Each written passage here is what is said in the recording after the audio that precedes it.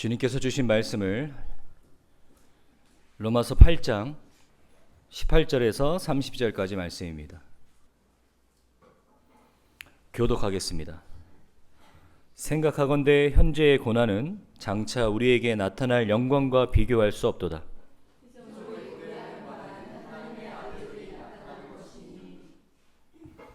피조물이 허무한데 굴복하는 것은 자기 뜻이 아니요 오직 굴복하게 하시는 이로 말미암이라.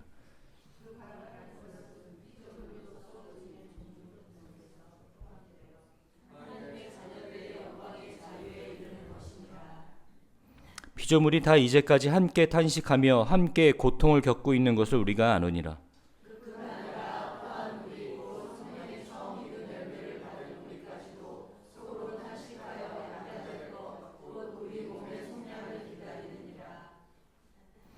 우리가 소망으로 구원을 얻었음에 보이는 소망이 소망이 아니니 보는 것을 누가 바라리요.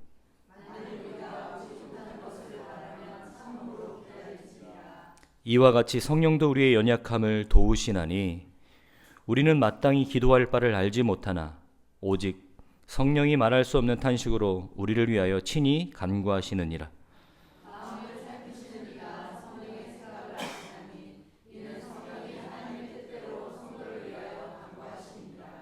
우리가 알거니와 하나님을 사랑하는 자 곧 그의 뜻대로 부르심을 입은 자들에게는 모든 것이 합력하여 선을 이루느니라.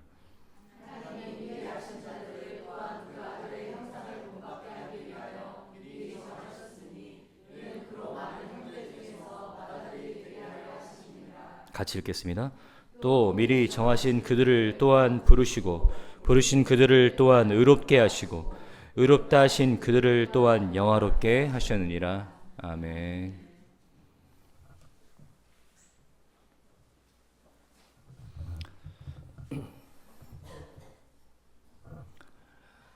그런 생각을 한번 해봤습니다.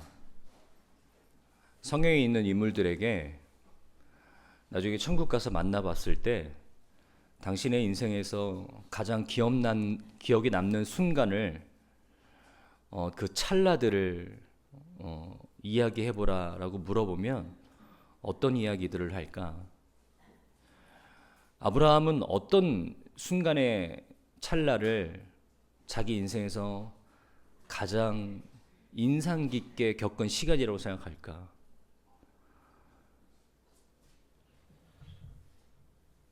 아브라함이 하란을 머물러고 있었을 때 하나님이 지시한 땅이 아닌 중간 단계 하란에서 머무르고 있었을 때 제 개인적으로는 그때 아브라함이 좀 인상이 깊었던 것 같습니다. 모세는 언제일까?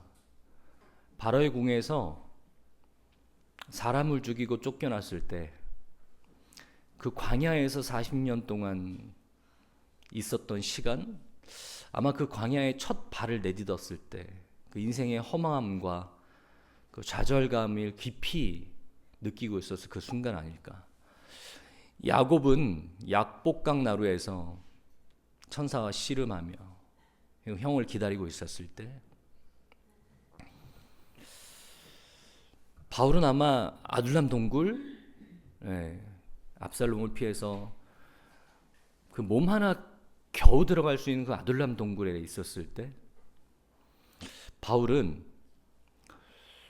루스드라 성에서 죽을 만큼 맞고 루스드라 성 밖으로 버려졌습니다. 사람들이 죽은 줄 알고 그 목숨을 간신히 붙잡고 일어나 피투성이 된 몸을 가지고 다시 그 루스드라 성으로 들어가죠. 바울의 인생에 아마 가장 큰 위기였을지도 몰라요. 정말로 죽을 뻔했거든요. 사람들이 죽은 줄 알았으니까요. 우리가 알고 있는 그 성경에 굵직굵직한 그 이야기들 말고 자기만 느낄 수 있는 그런 자기만 생각하는 자기 인생에서 가장 깊은 상처로 남는 순간들 있잖아요. 그렇죠? 그런 순간들이 아마 있을 겁니다. 여러분들은 언제 그런 순간이 있으세요? 여러분들의 인생을 쭉 한번 되돌아보면서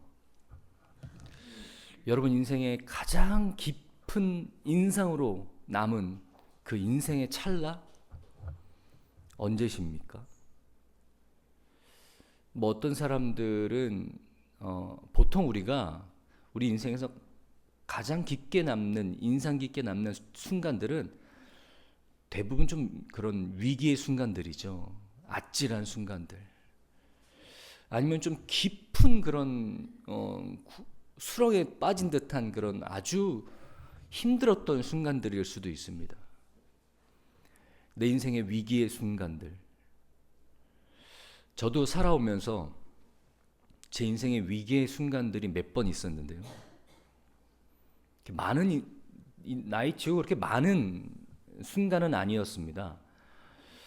그래서 제가 사진첩을 뒤지면서 제가 기억하는 그 위기의 순간들의 사진, 제가 사진을 잘 안 찍어서 사진이 별로 없는데 그때 순간에 찍었던 사진들이 좀 있어요. 그래서 한번 골라봤는데요. 첫 번째 사진입니다.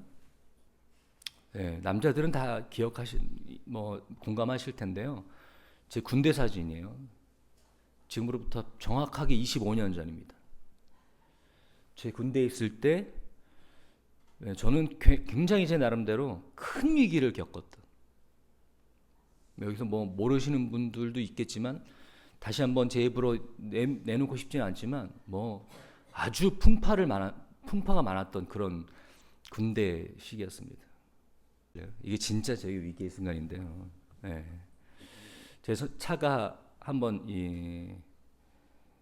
완전히 박살이 나서 사고 이후에 완전 폐차했던 사진인데요. 제가 폐차장에 가서 사진을 찍었습니다. 저 폐차장에 가서 사진을 찍는데 기분이 묘하죠.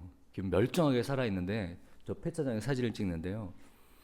제가 저 사고가 났을 때 그 충돌의 직전 찰나의 순간에서 정말로 나는 그냥 이제는 죽는구나 생각했던 그 순간이었습니다. 제가 이 시기를 겪으면서 하나님께서 참 많은 것들을 깨닫게 하셨어요. 제가 기억하기로는 이 순간이 제가 담임 목사 되기 한 달 전, 정확하게 날짜로는 한 일주일도 안 됐을 때였습니다. 송구영신일을 앞두고 있을 때였죠. 근데 제가 이 시간을 지나면서 아주 굉장히 큰 것을 하나님께서 깨닫게 하십니다. 여러분, 그래서 저는 이 순간이요, 아직도 제 인생에서 굉장히 인상 깊게 남아있는 순간들입니다. 여러분들도 그런 순간들이 있으실 겁니다. 보통 그런 큰 위기나 아니면 깊은 그런 절망 같은 순간들이 있는데요. 지금 떠올려 보면 아문 상처들처럼 그렇게 크게 느껴지지 않는 순간들이죠. 그냥 가볍게 회상할 수 있는 순간들입니다. 여러분, 오늘은 이 시간에 대한 이야기를 하려고 합니다. 고난의 시간들. 특별히 하나님 안에서 우리가 겪게 되는 고난의 순간들, 이 시간들, 이것에 대한 이야기를 할 테니까요. 여러분 한번 잘 들어보세요. 오늘 본문 말씀은 우리가 18절부터 30절까지 길게 읽었는데 아마 이 본문 중에서 여러분들, 특히 우리 크리스찬들이 가장 사랑하는 말씀은 무엇입니까? 우리가 알거니와 하나님을 사랑하는 자 곧 그의 뜻대로 부르심을 입은 자들에게는 모든 것이 합력하여 선을 이루느니라. 이 말씀은요, 많은 크리스찬들이 사랑하는 말씀입니다. 그런데 우리가 이 말씀을 그냥 이 말씀 하나만 딱 띄어다가 우리의 삶에 적용하는 것도 좋지만 사실은 이 말씀을 바울이 어떤 의미로 하고 있는가를 정확하게 깨달을 필요가 있습니다. 우리가 이전의 말씀을 통해서 어떤 것들을 배웠냐면 우리가 육신에 속한 자에서 영에 속한 자가 되었다. 하나님께서 그들 가운데 하나님의 영을 부어넣어 주셔서 그들이 이제는 육신에 따르는 자들이 아니라 영을 따르는 자들이 되었다. 영을 따를 수 있게 되었다라고 말씀을 하셨습니다. 그렇죠? 여러분, 그 말씀에 여러분 모두 다 아멘 하십니까? 아멘이십니까? 여러분 안에 성령님께서 계셔서 이전에는 육신의 것만 생각할 줄 알고 육신의 것만 따를 줄 알았던 우리가 영의 것들을 추구하며 관심을 가지며 따르며 살 수 있는 존재가 되었다라는 것입니다. 그것이 신자의 상태라는 거예요.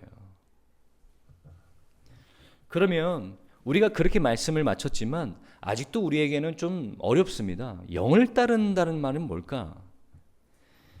영을 따른다라는 말은 뭘까? 우리가 전에 본문 말씀이 이렇게 됐어요. 육신을 따르지 않고 그 영을 따라 행하는 우리에게 율법의 요구가 이루어지게 하려 하심이라. 육신을 따르는 자는 육신의 일을, 영을 따르는 자는 영의 일을 생각한다. 영의 일을 생각한다는 게 뭘까? 이 표현이 굉장히 막연하죠. 영의 일을 생각한다라는 게 뭘까? 그래서 결국에는 이 본문 말씀은요, 육신을 따르지 말고 영의 일을 생각해라, 이렇게 권면합니다. 영의 목소리를 들어라, 영의 일을 따르라, 영의 생각을 해라. 그런데 이렇게 이야기하면 아마 여기 계신 모든 분들이, 아니 대부분의 분들이 이렇게 생각하실 겁니다. 영의 일을 따른다는 게 뭘까요? 영의 생각을 한다는 게 뭘까? 정확하게 다시 한번 말씀드리면 우리는 하나님의 자녀가 돼서 신분이 바뀌었습니다. 그죠? 그리스도 안에 있는 자들은, 그리스도의 안에 속한 모든 자들은 정죄함에서, 죄와 사망의 법에서 벗어났습니다. 신분이 바뀌었어요. 하나님의 자녀가 되었습니다. 그런데 변하지 않은 것은 무엇입니까? 우리의 상태는 변하지 않았어요. 하나님께서 우리의 상태는 그대로 두시고 우리의 신분의 변화를 통해서 우리의 상태를 점점 더 변화시키며 하나님의 거룩함을 이루는 그 뜻을 위해서 우리가 하나님께서 우리 오늘의 시간을 주셨습니다. 그래서 하나님께서 여러분을 붙드십니다. 하나님께서 여러분을 안전하게 붙들고 계시니 여러분 마음 놓으시고 담대하게 오늘의 여러분의 삶을 하나님의 거룩하심에, 하나님의 말씀에 순종하시는데 들으십시오. 죄책감에서 벗어나십시오 라고 말씀을 드렸어요. 영의 일을 생각한다, 영의 생각을 따라한다는 것은 아직도 벗어나고 있지 못한 우리의 육신의 생각들, 우리 옛 습관들을 벗어버리고 하나님의 영이 우리를 인도하는 대로, 하나님의 영이 우리를 이끄시는 대로, 그곳이 무엇입니까? 하나님께서 목적하신 곳이에요. 그곳으로 갈 수 있도록 우리를 변화시키는 작업들을 하십니다. 우리를 변화시키는 작업들. 그런데 오늘 본문 말씀은요, 우리를 변화시키는 것, 우리를 무엇으로부터 변화시킬까? 우리를 어떤 변화를 시키는 것일까라는 것을 좀 이해하실 필요가 있습니다. 한국 교회는요, 한국 교회가 가지고 있는 고질병이 하나 있습니다. 아킬레스건이죠. 아픈 부분입니다. 우리가 이 부분을 좀 한국 교회들이 내내 숙제를 가지고 생각하며 의식해야 될 필요가 있는데, 한국 교회가 가지고 있는 아킬레스건은 번영신학입니다. 번영신학. 한국 교회가 성장했을 때 교묘하게 한국 경제도 동시에 성장했어요. 그러니까 한국 교회는요, 한국 경제가 성장하는 것과 같은 흐름을 타고 있었어요. 그러다 보니까 자연스럽게 교회 안에 번영신학이 생겨나게 되었습니다. 예를 들면 이런 거예요. 예수 믿으면 잘 되는 거야. 너도 예수 믿어. 나처럼 잘 되려면. 예수 믿으니까 잘 되는 거야. 조엘 오스틴의 긍정의 힘이라는 책이 한국에서 큰 파장을 일으켰죠. 아마 안 읽으신 분은 없을 거예요. 두 번째 책이 나왔습니다. 책 제목이 잘 되는 나. 한국 교회가 이 조엘 오스틴의 긍정의 힘, 잘 되는 나, 이 책 굉장히 좋아했어요. 지금은 어떻습니까? 약간 좀 포장지만 바꾸고요, 고급스럽게 변한 여전히 변형신학은요, 한국 교회에 여전히 자리 잡고 있습니다. 한국 교회 교인들은요, 자기의 신앙의 증명을 다른 사람들보다, 믿지 않은 사람보다 잘 되는 것으로 증명하려는 것에 고질병이 있어요. 뭔가 믿지 않은 사람들과는 다른 축복을 누리면서 사는 것이 우리의 신앙이라고 증명하려고 합니다. 그런데요, 우리도 이미 알고 있지만 성경은요, 우리에게 그렇게 이야기하고 있지 않습니다. 우리에게 그렇게 이야기하고 있지 않아요. 특히 오늘 본문 말씀은 우리에게 뭐라고 얘기하고 있습니까? 그리스도가 받은 그 고난을 너희도 참여해야 된다. 그곳으로 인도할 거야.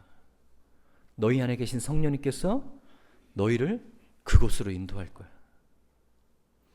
그리스도가 받은 그 고난, 그리스도가 영광 가운데 임했던 그 고난. 근데 우리는요, 반대의 길을 가려고 했던 사람들입니다. 뭐예요? 우리 육신이 잘 되는 것, 우리가 배부르고 우리가 큰 명예를 갖는 것, 많은 것들을 소유하는 것들을 추구하면서 살았던 사람들이에요. 우리 그것이 육에 속한 사람이었을 때 우리의 본능이었습니다. 그러면 영에 속한 사람들, 하나님의 영이 그 안에 거하는 사람들은 분명히 다른 삶의 모습을 보여야 됩니다. 그런데 말이 안 되는 거죠. 교회 안에 번영신학이 있어요. 기복신앙이 있어요. 말이 안 되는 거죠. 하나님을 믿고 하나님을 아는데, 다시 말해서 하나님을 믿고 성령님께서 그 안에 계신데 기복신앙을 꿈꾼다고요? 잘 되는 나를 꿈꾼다고요? 내가 예수를 믿으면 복 받아야 된다고 생각한다고요? 말이 안 되는 거거든요. 앞뒤가 맞지 않는 거거든요. 이건 육에 속한 사람일 때 우리가 추구했던 삶의 모습이거든요. 영에 속한 사람은요, 육신에 살고 있지만 육신의 생각을 하지 않고 하나님의 거룩하심을 이루는 생각을 하도록 우리를 이끄시는데, 우리 안에 계신 성령님께서 잘 되는 우리의 인생을 꿈꾸게 한다고요? 정말로 우리가 다시 한번 생각해 봐야 되는 문제입니다.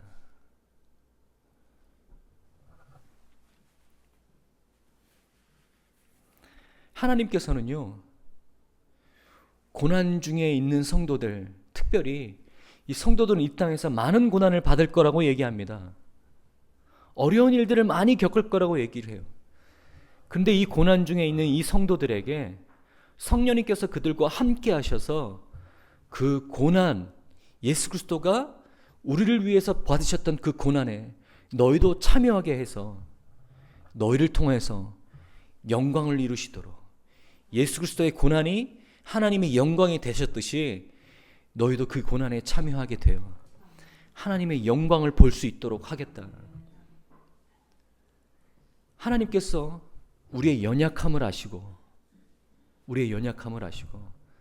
그 고난 가운데 영광을 위해서 살아가는 우리들에게 우리를 위로하시고 그 영광 중에서 바랄 수 없는 중에 소망을 갖게 된다라고 말하는 것이 오늘 본문입니다. 특별히 성령님께서 우리 안에 계셔서 영으로 인도하실 때 우리에게 가장 두드러지게 나타나는 현상이 무엇입니까? 간구하게 하신다라는 거예요. 간구하게 하신다. 우리는 간구할 수 없는 그것을 간구하게 하신다. 여러분 기억하시길 바랍니다. 우리는 간구할 수 없는 것을 간구하게 하신다. 여러분, 우리의 기도의 모습을 좀 돌아볼 필요가 있습니다. 우리는 어떻게 기도하냐면 밥을 굶어가며 잠을 깨어가며 40일 동안 작정해가며 우리는 무엇을 구합니까? 우리가 원하고 바라는 것을 하나님께 조르는 것, 그것이 우리의 기도 생활입니다. 조르고 또 조르고, 새벽 미명에 일어나서 조르고, 밥 굶어가면서 조르고, 작정해가면서 조르고, 생각나면 나면 골방에 들어가서 조릅니다. 여러분, 그렇게 기도하는 거 성령님께서 간구하게 하시는 거 아닙니다. 성령님께서 간구하게 하시는 것이 무엇입니까? 무엇이 성령님께서 간구하게 하시는 겁니까? 육신으로서는 간구할 수 없는 것, 육신으로서는 소망할 수 없는 것들을 간구하게 하신다는 거예요. 그래서 성령님께서 우리 안에 오셔서 우리는 차마 생각할 수 없고 간구할 수 없는 것들을 떠올리시면서 간구하게 하신다는 거예요. 무엇입니까? 하나님의 영광이 무엇인지, 하나님의 그 고난에 참여하는 것이 무엇인지, 그래서 하나님의 뜻이 무엇인지. 여러분 성도들이요, 특별히 이 고난 중에 있을 때 어떻게 합니까? 하나님이 고난을 벗어나게 해주십시오. 하나님이 이 고난을 벗어나게 해주십시오. 하나님, 이 잔을 내게서 옮겨주시옵소서. 이 고통의 순간을 내게서 멈춰주시옵소서.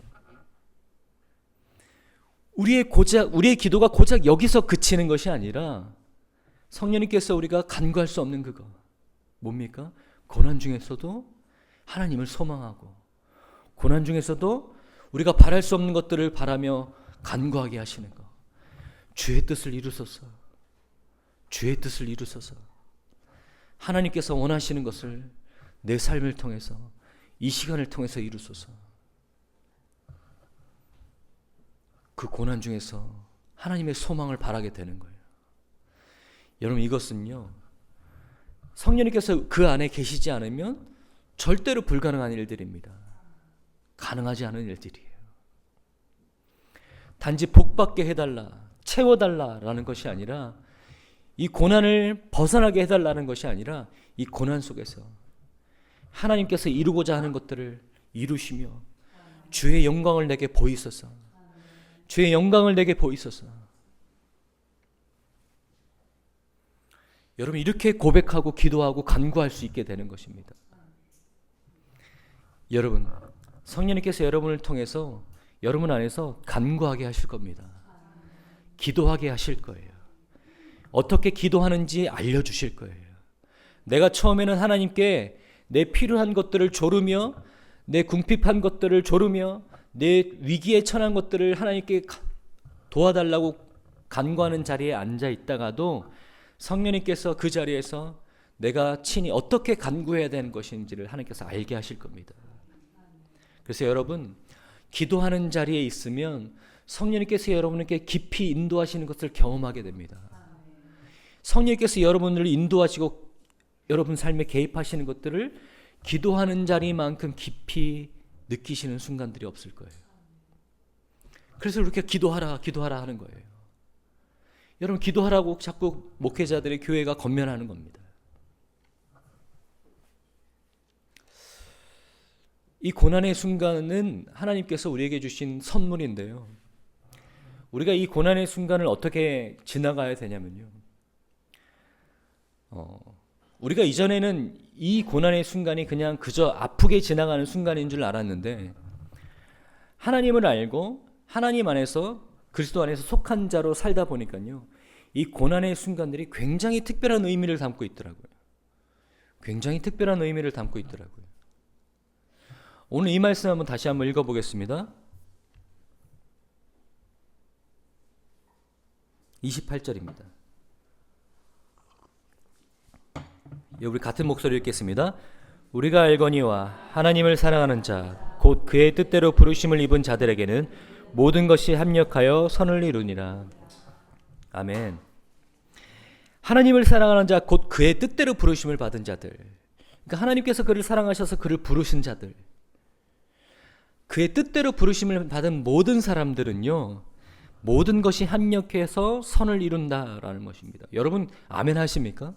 아멘이십니까? 하나님 안에서 모든 것들이 합력해서 선을 이룹니다. 하나님 안에서는 우연이 없어요. 하나님께 붙잡힌 바 된 인생들은요, 하나님께서 선택하신 인생들은요, 하나님 안에서 우연이 없습니다. 모든 것들이 합력해서, 모든 것들이 함께 일하며 선을 이룹니다. 다시 한번 이해하기 쉽게 말씀드릴게요. 모든 것이 합력해서 선을 이룬다는 것은 모든 것이 함께 일하며 모든 것이 도와서 선을 이루도록 한다라는 것입니다. 특별히 오늘 본문 말씀은 이 로마서 8장 이 본문 안에 있습니다. 그래서 이 모든 것이 합력한다라는 말, 이 말을요, 어떻게 이해해야 되냐? 여러분의 삶에서 겪는 모든 고난들 있죠. 실패의 순간들, 좌절의 순간들, 여러분 인생에서 느꼈던 정말 이 순간만큼은 지우고 싶은 순간들. 특별히 우리 크리스찬으로 살아가는 데 있어서 이 실패를 느끼는 순간들은요, 더 깊은 좌절감으로 우리를 인도할 수도 있습니다. 그런 순간들이 있을 수 있습니다. 그런데요, 우리 눈에 보이기에는 그것이 실패고 좌절의 순간이지만 이 모든 것들이 합력해서 선을 이룬다라는 거예요. 그래서 이 모든 것들이 합력해서 선을 이룬다라는 이 모든 것은요, 문맥의 흐름상 뭘 가장 먼저 이야기하고 있어요? 고난의 시간을 이야기하고 있어요. 고난의 시간. 성도의 삶에는요, 버릴 것이 없습니다. 성도의 삶에는요, 쓸데없는 시간이 없어요. 하나님께서 모든 것들을 합력해서 선을 이루십니다. 특히 이 고난의 순간에. 특히 여러분들이 좀 이 실패라고 느끼는 이 순간들, 지우고 싶은 이 순간들 모두 다 하나님께서 선을 이루는데 함께 사용하십니다. 제 인생에도 여러 가지 일들이 있었어요. 어려운 일들, 기억에서 지우고 싶은 일들, 실패라고 생각했던 순간들. 근데요, 여러분들도 그렇게 고백하시겠지만 우리 인생에서 지금 되돌아보면 어떻습니까? 하나님께서 그 모든 순간들을 선을 이루는 데 사용하셨어요. 여러분 기억하시길 바랍니다. 여러분 인생에 하나님께서 지금도 일하고 계시며 하나님의 열심, 하나님의 의지가 여러분이 생각하는 것 그 이상으로 여러분 인생에서 여러분과 함께하고 계십니다. 그 하나님의 의지는 여러분의 고난과 절망의 순간에서도 놓지 않고 여러분들 모든 것들을 합력해서 사용하면서 선을 이루십니다. 기억하셔야 돼요. 하나님께 붙잡힌 바 된 인생은 모든 순간순간이 하나님의 계획이고 하나님의 의지입니다. 이 말씀이 이렇게 끝납니다. 하나님이 미리 아신 자들을 또한 그의 아들을 형상을 본받게 하기 위하여 미리 정하셨으니 29절 30절입니다. 이로 그는 많은 형제들 중에서 맏아들이 되게 하려 하심이라. 또 미리 정하신 그들을 또한 부르시고 부르신 그들을 또한 의롭다 하시고 의롭다 하신 그들을 또한 영화롭게 하셨느니라. 하나님이 미리 아신 자들, 그의 아들의 형상을 본받기 위하여 하나님이 계획하고 계시고 하나님이 의지를 갖고 계신다.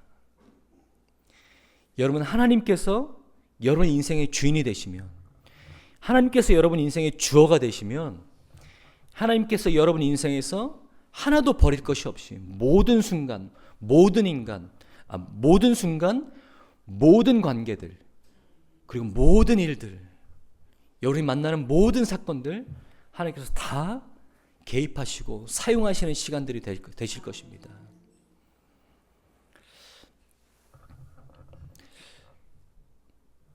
인생 절반 정도 살아왔는데